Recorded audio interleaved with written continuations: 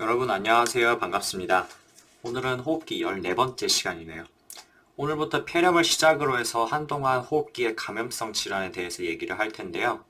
감염, 항생제 이런 거 문제 나오기만 해도 스트레스 받는 분들 있으시죠? 아마 학생들에게 내과 전체 영역에서 제일 힘든 게 뭐냐고 물어보면은 항생제가 1, 2위를 다투지 않을까 싶은데요. 그래서 이거 전에 항생제에 대해서 정리를 좀 할까 이렇게 생각을 좀 해봤는데 호흡기는 감염 파트가 그렇게 어렵고 헷갈리는 게 많지 않아서요. 일단은 여기서 설명을 좀 드리고 나중에 항생제에 대해서 아주 심층적으로 다루는 게 좋을 것 같습니다. 그래서 오늘은 간단하게만 설명드릴 테니까 너무 이거에 대해서 어렵게 생각하실 필요 없습니다. 폐렴 파트는 폐렴 전반에 대해서 일반론을 우선 다루고요. 그 다음 레지오넬라, 마이코플라즈마 같이 폐렴을 일으킬 수 있는 특정 균들에 대해서 간략하게 보겠습니다. 근데 이 폐렴 일반론 말고 나머지들은 사실 호흡기 내 다른 파트나 아니면 감염에서도 다루는 것들이거든요. 그래서 겹치는 내용들은 좀 빼고 여기서는 호흡기를 중심으로 좀 보도록 할게요. 자, 그럼 우선 폐렴이 뭔지부터 좀 봅시다. 말 그대로 폐 자체의 염증인데요. 그 감염에 의해서 염증이 생긴 거를 말하는 거죠.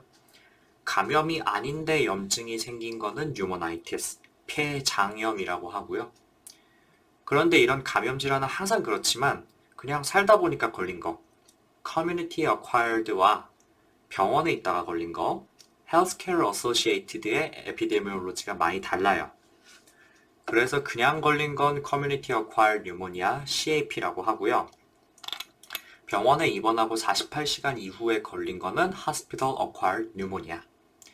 특히 인공호흡기를 달고 있다가 걸린 건 Ventilator Associated Pneumonia라고 따로 그렇게 부릅니다. 그럼 도대체 여기서 균이 어디서 와가지고 걸리느냐?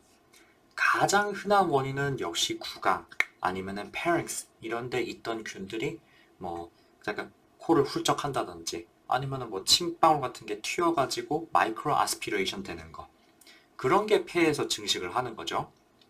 그래서 뭐 뉴모코쿠스, 헤모필루스 이런 것들이 원래 그런 것에 조금 있다 이렇게 되어 있습니다. 그래서 제일 그게 중요하고 흔한 원인이고요. 그 외에는 뭐 의식이 떨어진 사람들 아니면은 삼킴 장애가 있는 사람들 이런 사람들은 음식물이라든지 아니면은 침을 삼키다가 아주 아스피레이션이 크게 될 수가 있죠. 사례가 크게 들리는데 그럴 때 뉴모니아가 생기는 거는 아스피레이션 뉴모니아다 이렇게 얘기를 하고 주로 현기성균들 그런 것들이 이제 음식을 통해서 한 번에 여러 개가 확 들어가니까 여러 가지가 발견이 되는 게 특징이고요.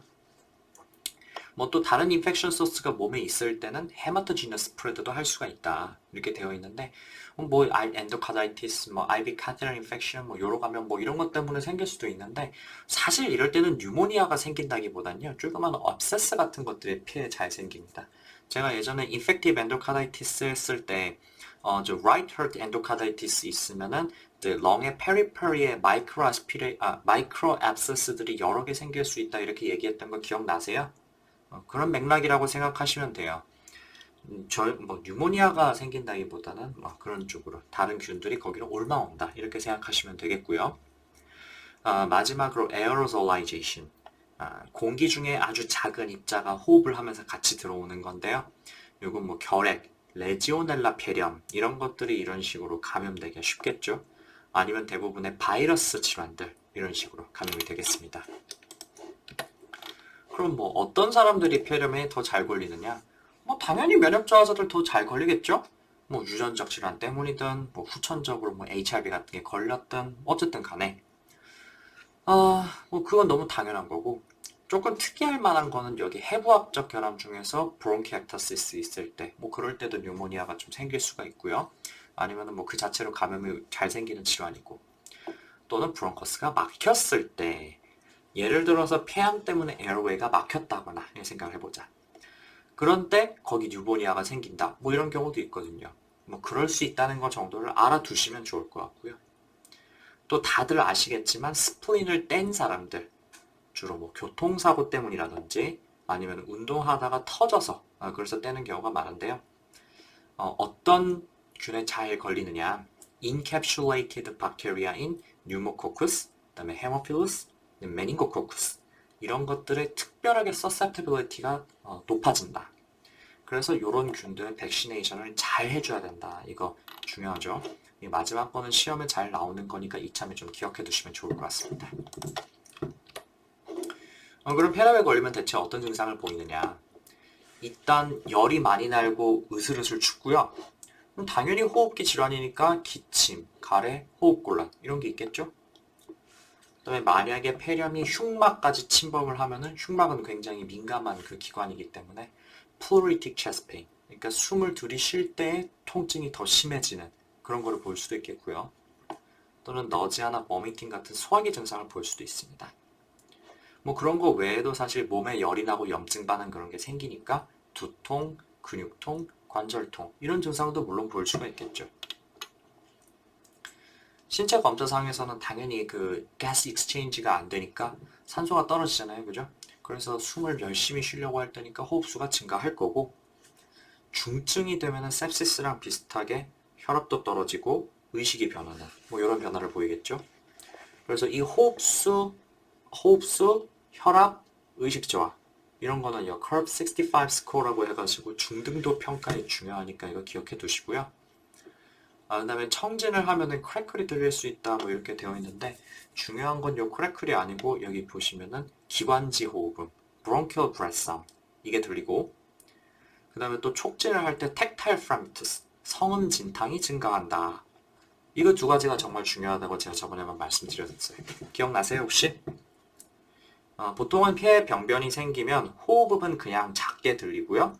tactile phreatus도 떨어집니다. 근데 그렇게 되는 게 아니라 기관지 호흡음이 들린다. 성음 진탕이 증가한다. 이거는 컨솔리데이션 딱 하나밖에 없습니다.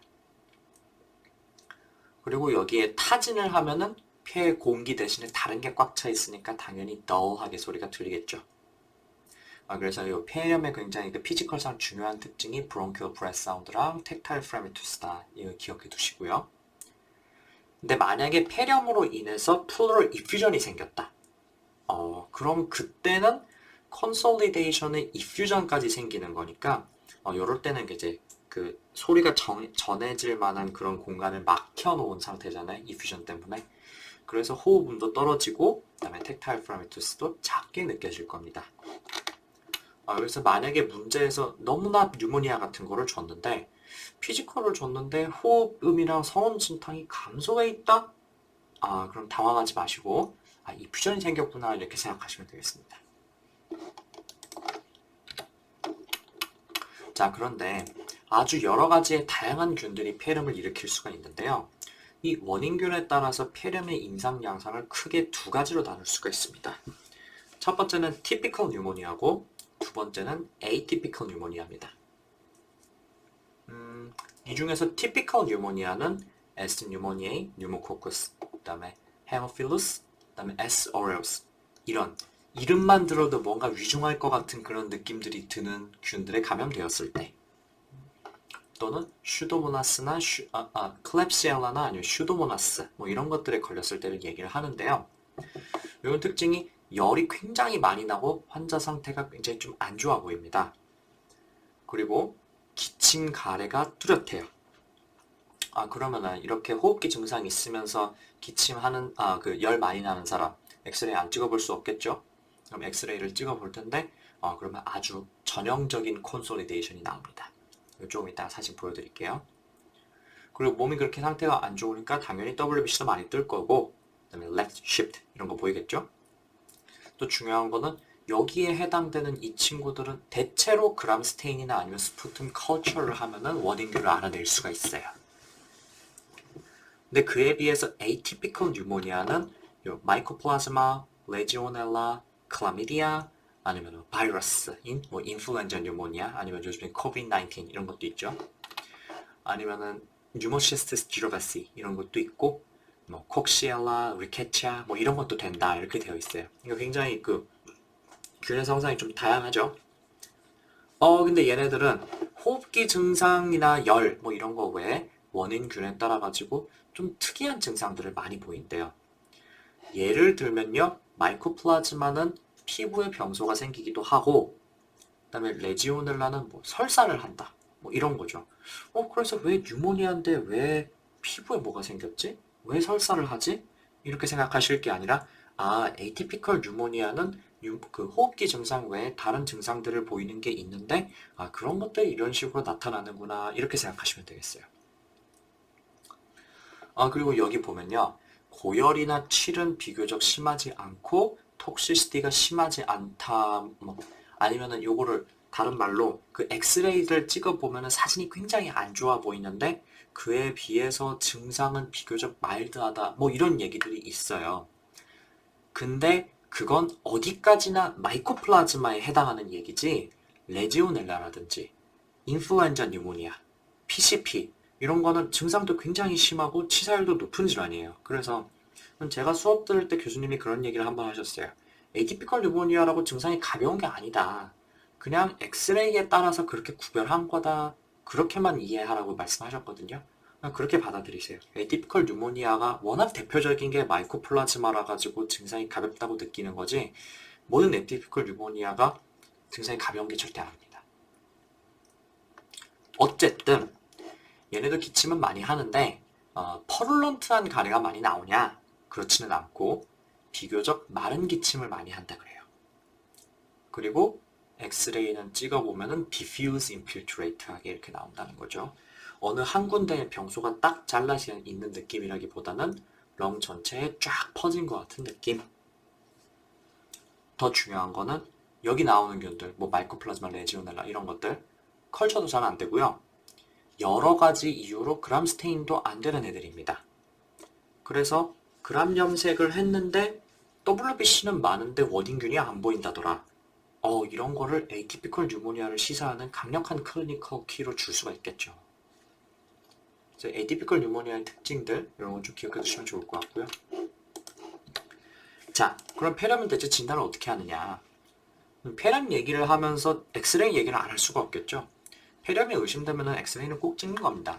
호흡기 증상이 있으면서 엑스레이 안 찍는 거는 호흡기 증상만 딸랑 있고 열 같은 게 전혀 안 나는 사람들한테 안 찍는 거지 호흡기 증상이 있으면서 가래도 많이 나와 열도 많이 나 그다음에 온몸이 다 아파 이런 사람은 당연히 엑스레이 찍어야 되는 겁니다.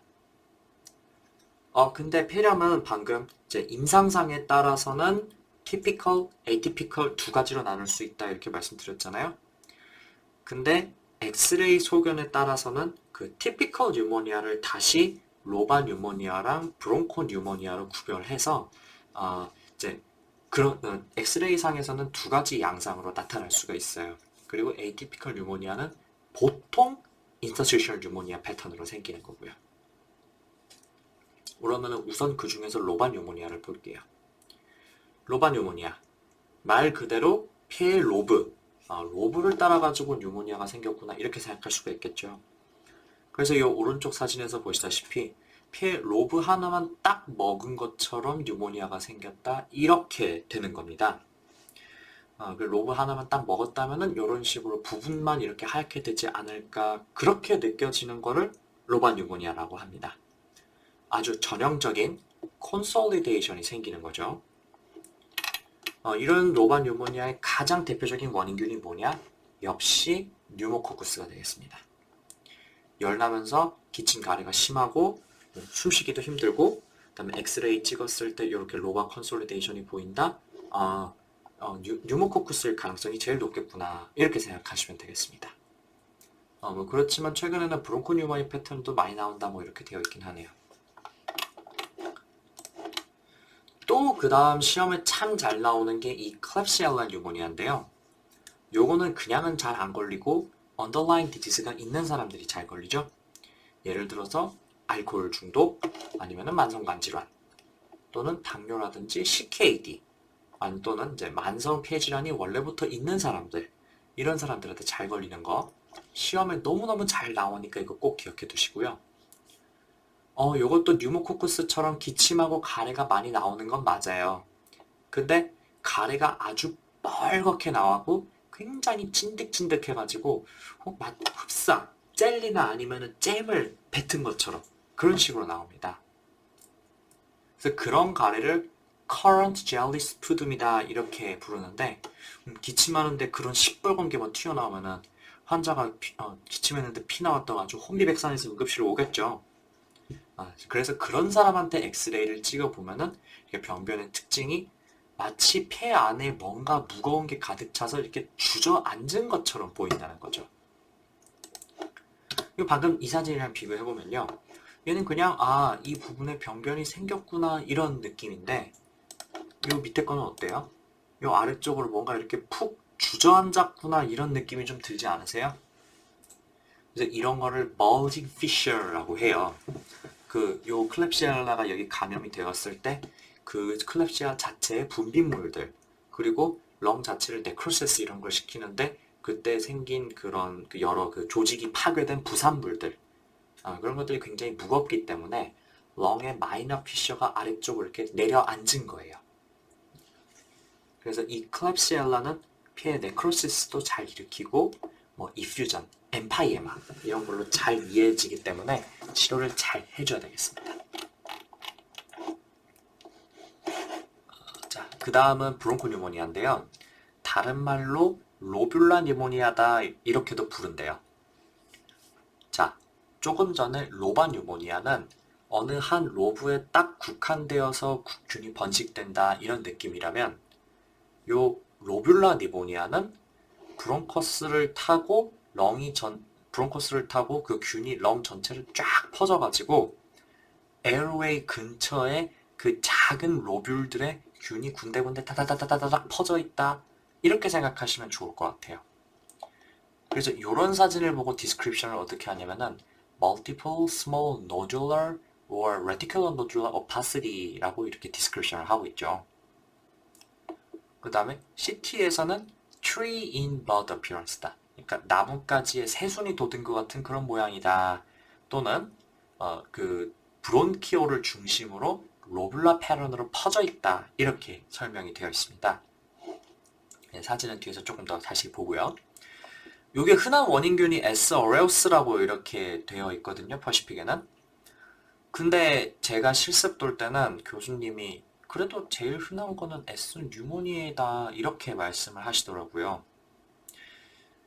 그리고 이제 브론코 뉴모니아 자체가 시험에 거의 잘 안 나오긴 하는데요. S. aureus가 사실 시험에 나올 때도 브론코 뉴모니아로 나온 거는 잘 못 본 것 같아요.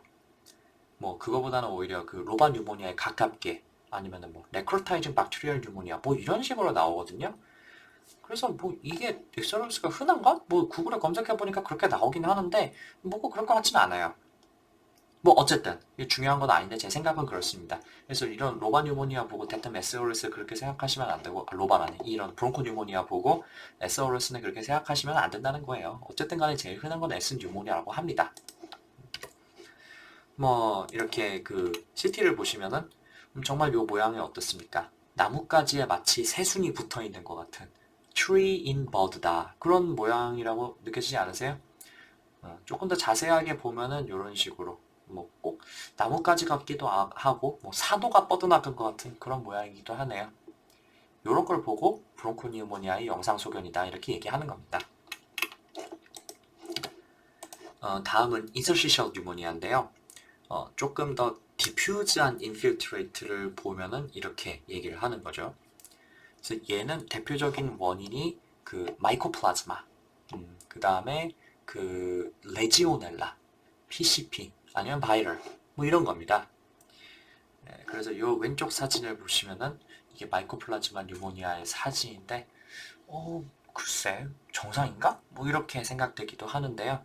어쨌든 보시면은 렁이 좀 전반적으로 하얗게 뭔가 낀 것처럼 그렇게 보여요. 요거는 굉장히 좀 마일드한 표현인데 렁 전체가 하얗게 그렇게 뭐가 덮여 있는 것처럼 그렇게 굉장히 심해 보일 수도 있어요. 그렇지만 엑스레이 사견이 그렇게 안 좋아 보이는 것에 비해서 비교적 임상상은 가벼운 게 마이코플라즈마의 특징이죠. 요 가운데 거는 뉴모시스티스 뉴모니아인데 이것도 어떻습니까? 전반적으로 뭐가 이렇게 하얗게 깔려 있다는 그런 느낌이 좀 드시죠? 그래서 HIV 환자에서 만약에 이런 거에 발견된다? 그러면 뉴모시스티스를 꼭 생각해야 된다. 이렇게 생각하시면 되겠고 이 오른쪽 거는 레지오넬라인데 이것도 어느 한 군데에 딱 잘라가지고 병변이 있다기보다는 전체에 쫙 깔린 것처럼 여기저기 퍼져 있어가지고 하얗게 된 것처럼 그렇게 보인다는 게 이 인터스티셜 뉴모니아, 에이티피컬 뉴모니아들의 특징이 되겠습니다. 그 외에 단순 흉부 촬영에서 특정 병원체를 의심하게 되는 소견들이 몇 가지 있는데 역시 종종 시험에 나오니까 기억해 둡시다. 요 왼쪽은 뉴마토실, 즉 공기칸이 생겨 보인다 뭐 이런 뜻인데요. 에스 어레우스는 뉴모니아의 흔한 원인은 아니지만요. 만약에 에스 어레우스에 감염돼가지고 뉴모니아가 생겼다. 그러면은 렁의 네크로시스를 굉장히 심하게 일으켜가지고요. 이런 식으로 마치 이제 공기 덩어리가 하나 있는 것 같은 그런 구조를 만든다 그럽니다. 여기 보시면 이게 여기 이쯤 해가지고 이게 약간 로바 뉴몬드처럼 보이는데 거의 가운데에 공기가 이렇게 떠 있는 것처럼 그런 식으로 보이는 거죠. 이 가운데 것은 air fluid level. 뭔가 둥그런 시스트 같은 그런 구조물이 보이는데 그 안에 공기랑 농이 가득 차 있어가지고 그 사이의 경계면이 이렇게 평평하게 보인다는 거죠. 이런 게 폐 농약, lung abscess의 전형적인 특징적인 소견이고요. 아마 여러 가지 현기성균들이 굉장히 많이 나오겠죠. 요 맨 오른쪽 거는 크레센트 사인. 요 오른쪽 렁에 보시면은 하얀 덩어리가 보이시죠? 여기 자세히 보시면은 여기 윗부분에 뭔가 하얀 초승달 같은 게 이렇게 덮여 있는 것 같은, 하얀 게 아니고 까맣게 초승달 모양 같은 게 살짝 이렇게 보이는 그런 모양을 하고 있습니다. 이런 걸 크레센트 사인이라고 하고, 요거는 아스퍼질로마의 특징적인 소견입니다. 텅 빈 공간에 펑갈 볼이 차가지고 그렇게 보이는 겁니다. 그래서 사실은 대부분은 이 정도면 엑스레이 찍어가지고 영상 검사는 충분하고요. 더 이상 영상 검사를 할 필요가 별로 없어요.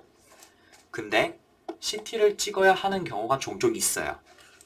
어떤 경우냐면은 첫 번째, 폐렴으로 의심했던 병변을 적절하게 항생제를 치료를 했는데도 불구하고 잘 안 될 때, 또는 노인이나 면역 저하자 뭐 이런 사람들에서 증상도 약간 애매하고 엑스레이도 약간 애매한데 뭔가 호흡기 질환 같은 느낌이 날 때, 그럴 수가 있거든요.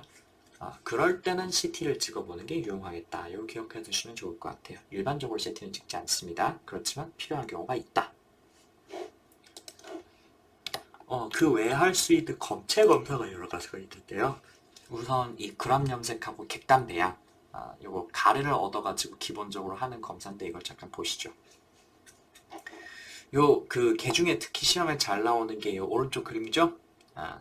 가래를 얻어가지고 거기다 그람 염색을 하면은 요런 식으로 사진이 나올 수가 있는데 여기 보면은 약간 방패처럼 보이는 그런 그람 양생균이 2개씩 붙어 다닌다. 그래서 이런 거를 Lancet Shaped Diplococci다 이렇게 부르는데 우리나라에서는 방패라고 가르치고 미국에서는 란셋이라고 그러더라고. 란셋하고 방패는 전혀 다른 것 같은데 왜 그렇게 번역이 됐는지는 모르겠지만 어쨌든 요게 뉴모코쿠스의 그람 염색 소견이고요. 2개씩 붙어 다니는 그람 양성 알균. 이것만 사실 아시면 돼요. 이거 보고 뉴모코쿠스인지 아시면 되고요. 다른 거는 시험에 잘 안 나와요. 그리고 마이코플라즈마, 레지오넬라, 클라미디아 이런 거는 에이티피컬 뉴모니아의 원인균이죠. 이런 거는 배양도 안 되고 그람 염색에서도 안 나와요. 그람 염색에서도 뉴트로필 뭐 이런 것만 나오지 균은 안 보인다. 이런 게 에이티피컬 뉴모니아의 특징이다.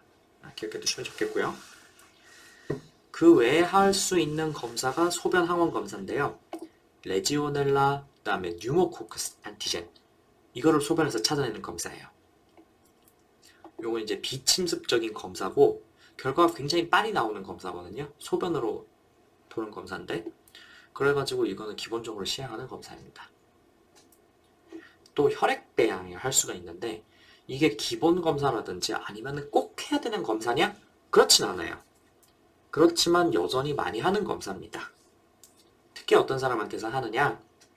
임상적으로 굉장히 증상이 안 좋아 보이는 사람들, 또 그리고 그 원래부터 면역결핍 질환이 있는 사람들, 아니면은 면역이 떨어지는 다른 만성 질환들을 가지고 있는 사람들, 이런 사람한테서는 혈액 배양을 꼭 해야겠습니다. 그 외에 시롤로지 검사로는 마이코플라즈마 안티바디를 확인할 수가 있고요. 에이티피컬 뉴모니아 중에서도 마이코플라즈마를 많이 하고 그 다음에 브론코스코피를 통해서는 겁체를 또 얻을 수가 있는데 발을 말하는 거죠.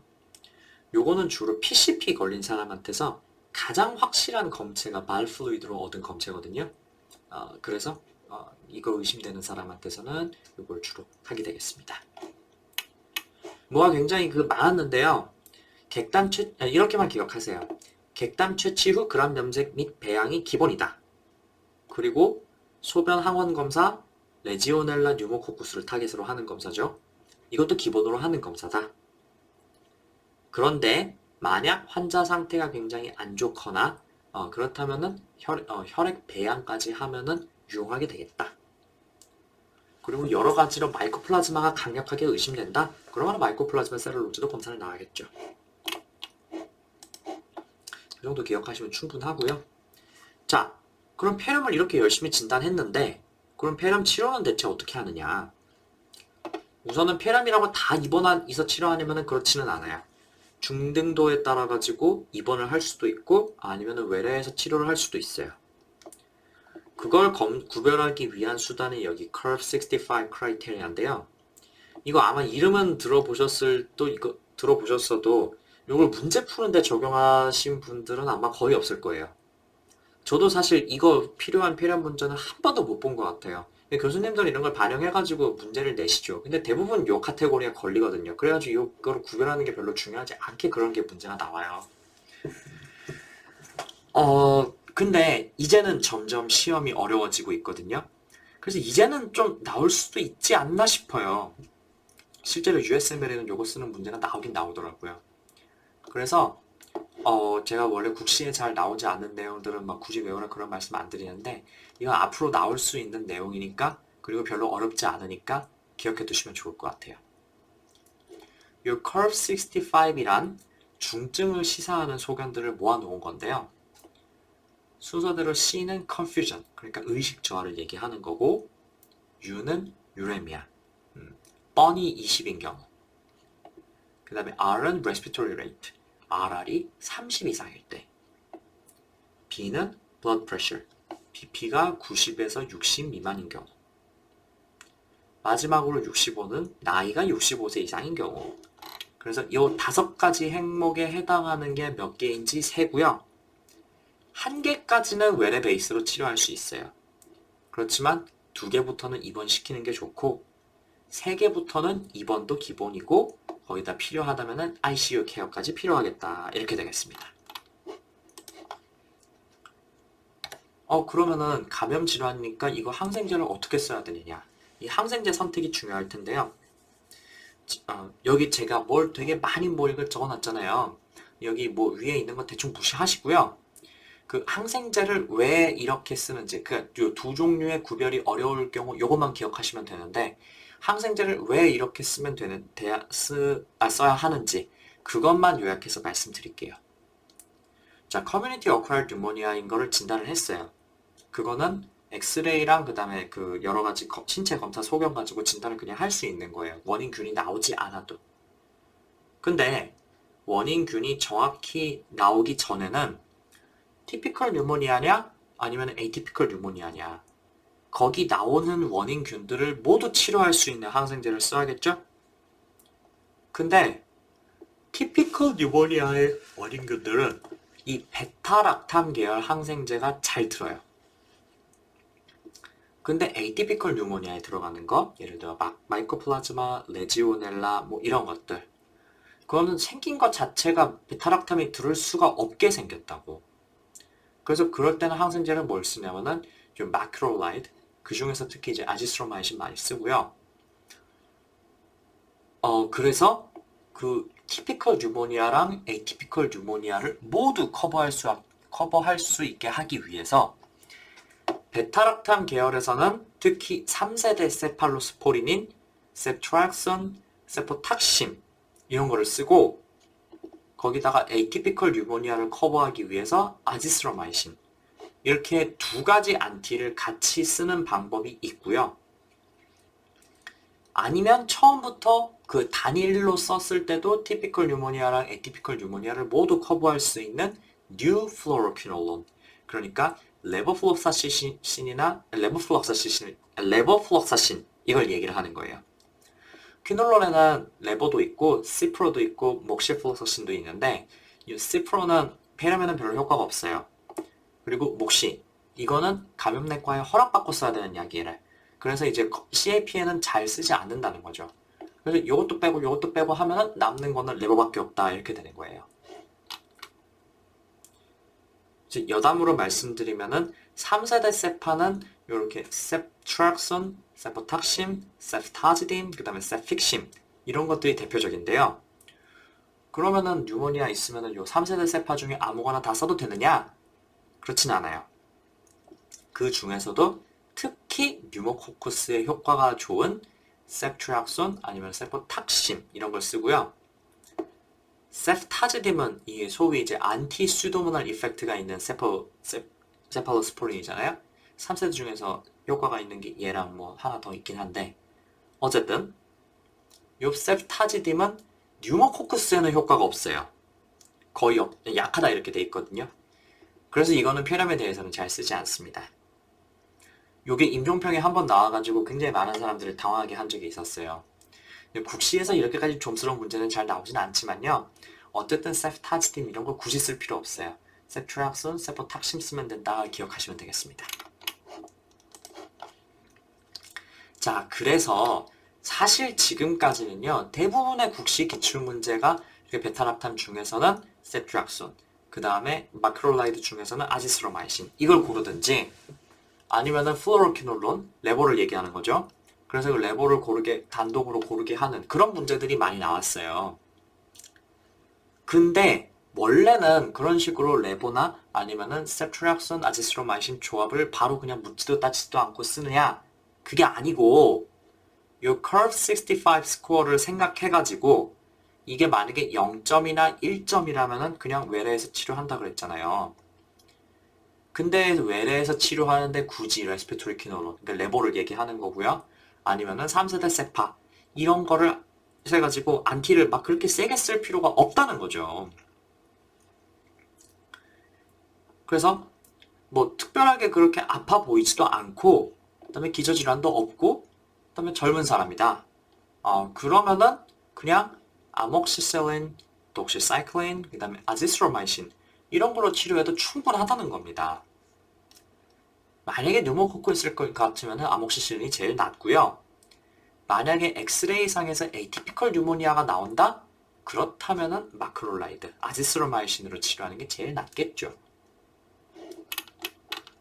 그게 아니라 컬프 65가 2점 이상이다. 그러면 최소 2번이잖아요.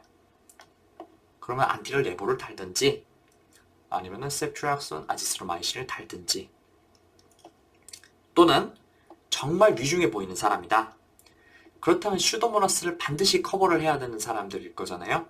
뭐 예를 들어서 면역 저하자라든지 뭐 이런 사람들 슈도모나스 생각을 꼭 해야죠. 그래서 이럴 때는 베타락탐을 선택할 때도 반드시 슈도모나스를 생각해야 된다. 그래서 여기 조슨이라고 나와 있는 우리나라에서 타주신이라고 하죠. 피페라실린, 타주박탐 아니면은 카바페넴 계통인 메로나 아니면 이니페넴 또는 4세대 세파고 슈도모나스의 효과가 있는 세페핌 거기다가 레보를 같이 달든지 그렇게 되는 겁니다.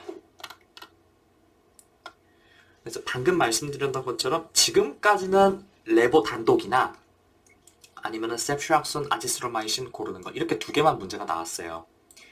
그치만 국시가 점점 어려워지고 있기 때문에 앞으로는 curve 65가 0점 아니면은 1점 그래서 굳이 안티가 뭐 센 안티가 필요 없는 사람들 그냥 아목시실린으로 주든지 아니면 아지스로마이신으로 치료해도 충분한 사람 그런 사람 나올 수 있어요. 아니면은 반대로 이렇게 베타락탐 마크롤라이드 정도로는 부족하고 더 세게 써야 되는 경우 뭐 이런 것도 나올 수가 있거든요. 그러니까 요 내용은 조금 기억해 두셨으면 좋겠어요. 제 강의록에 보면은 요 관련해가지고 도표도 하나 큰 게 있는데 굳이 그거 보실 필요 없어요. 그 내용이 너무 복잡해요. 그러니까 제가 방금 말씀드린 거 0점이나 아니면 1점, 2점, 3점 이상 이렇게 나눠가지고 각각의 적절한 안티바이오틱스의 수준이 있다. 이거 기억하셨으면 좋겠습니다. 자, 그럼 마지막으로 Hospital Acquired Pneumonia에 대해서 간단하게 언급하고 마칠게요. Hospital Acquired Pneumonia라 함은 입원한 지 48시간 이상 지났을 때를 얘기를 하는 건데 이때는 반드시 생각해야 되는 게 첫 번째 슈도모나스, 두 번째 MRSA. 이거는 Hospital Acquired Infection에서 항상 해당하는 그런 내용이죠. 그래서 우리는 이런 걸 그 슈도모나스나 MRSA를 타겟으로 해가지고 안티를 쓰게 됩니다. 근데 만약에 MRSA 가능성이 별로 없는 사람이다. 그렇다면 슈도모나스가 커버가 가능한 안티 슈도모날 백타락탐 또는 퀴놀론 단독으로 치료를 하는데 상황이 안 좋다면은 요거 두 가지를 같이 쓸 수도 있어요. 실습 때 타조레보 많이 들어보셨죠? 그 아마 응급실 이런 데 있는 사람들은 요거를 달고 있는 사람이 굉장히 많을 거예요. 그래서 병원에서 얻은 감염이고 그 다음에 ICU 케어가 필요할 정도로 그렇게 상태가 안 좋은 사람이기 때문에 그런 사람한테는 이렇게 안티를 세게 써야 되는 거죠. 그럼 만약에 MRSA 가능성이 높은 사람이다. 뭐 예를 들어서 전에도 MRSA 감염이 된 적이 있다든지 아니면은 이 전 병원은 MRSA 감염이 유독 잘 생기는 곳이라든지 그런 이유가 있을 수 있겠죠. 또는 상태가 굉장히 안 좋아서 경험적으로 MRSA까지는 커버가 필요한 것처럼 보인다 그런 사람이라면은 그때는 MRSA가 커버가 가능한 항생제를 하나 더 추가하게 되겠습니다. 반코마이신, 리네졸리드 이런 것들을 추가하는 겁니다. 당연히 안티슈도모나 안티바이오틱스를 기본으로 쓰는 거고. 그래서 Hospital Acquired Pneumonia는 Community Acquired Pneumonia에 비해서는 그 타겟하는 그런 흔한 균이 조금 다르다. 슈도모나스랑 MRSA다. 기억해 두시고 그럼 거기에 맞춰가지고 항생제를 쓰시면 되겠습니다. 자, 그러면 오늘은 폐렴의 증상, 진단, 치료를 다뤘는데요. 오늘 내용은 좀 정리를 해드리기에는 좀 중요하게 나오는 것들이 많아가지고 제가 그냥 대충 얘기하고 넘긴 거 있잖아요. 뭐 딱 봐도 이런 거에 문제 안 나올 것 같은 거 그런 거 그냥 좀 버리셔도 괜찮은데 그 외에 그 외의 것들은 그 문제 풀다 보면 아시겠지만 여기 파트는 몇몇 개 빼고는 다 시험에 잘 나오거든요. 그래서 빈출이면서도 굉장히 좀 헷갈리기 쉽기 때문에 복습 꼼꼼히 하시고 그 다음에 문제를 풀어보세요. 자, 그럼 강의는 여기서 마치겠습니다. 공부하느라 수고 많으셨습니다. 다음 시간에는 폐렴 나머지 내용으로 뵙겠습니다.